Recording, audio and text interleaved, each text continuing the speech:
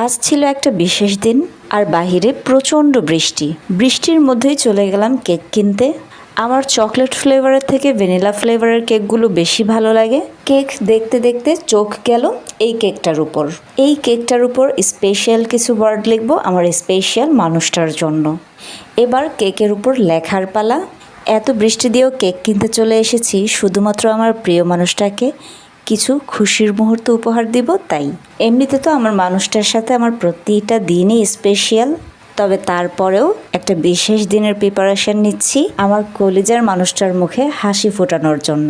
কেকের উপর যে ওয়ার্ডগুলো লিখছি এই ওয়ার্ডগুলো লিখতে গিয়ে তো শপকিপার খুব কৌতূহলবশত জিজ্ঞেস করছিল আমি আমার মানুষটাকে অনেক ভালোবাসি কিনা। আচ্ছা বলো তো, লাইফে যে মানুষটা আপনার সবটুকু জুড়ে আছে, আপনার সমস্ত ভালোবাসা যার জন্য, তাকে তো পৃথিবীর সব থেকে বেশি ভালোবাসা লাগে, তাই না? আমি চাই আজকের এই দিনটিতে আমার প্রিয় মানুষটার মুখে হাসি ফুটে থাকুক।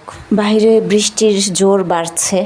এই দিনটার প্রিপারেশনের জন্য আমার আরও কিছু টুকটাক বাজার করার আছে, সেগুলো কিনে এখন আমি সোজা বাসায় চলে যাব। বাসায় গিয়ে তারপর রান্নার প্রিপারেশন। আসলে আমরা খুশি হয়ে যাই করি না কেন, শেষ ফিনিশিং কিন্তু খুশিটার রান্না বা খাওয়ার মধ্য দিয়েই করি। যদিও আমি যার জন্য এই কেকটা নিচ্ছি সেই হয়তো কেকটা খাবেও না, কারণ সে মিষ্টি খাবার একদম পছন্দ করে না। তবুও তার একটা হাসি আমার জন্য অনেক গুরুত্বপূর্ণ, অনেক দামি। ভালোবাসাগুলো মনে হয় এমনই হয়, ভালোবাসার মানুষটির জন্য মানুষ সব অসাধ্য কাজও সাধ্য করে নেয়। এই তো আমার কেক নেওয়া শেষ। বাহিরে এতই বৃষ্টি যে বাহিরের দৃশ্যটা আর ভিডিও করে দেখাতে পারলাম না। বৃষ্টি হোক আর যাই হোক, একটা বিশেষ দিন বলে কথা, কোনোভাবেই এই প্রিপারেশনে কোনো কমতি রাখা যাবে না। আমি আমার যথাসাধ্য চেষ্টা করব আজকের এই দিনটাকে স্পেশালভাবে মেমোরাইজ করে রাখার জন্য।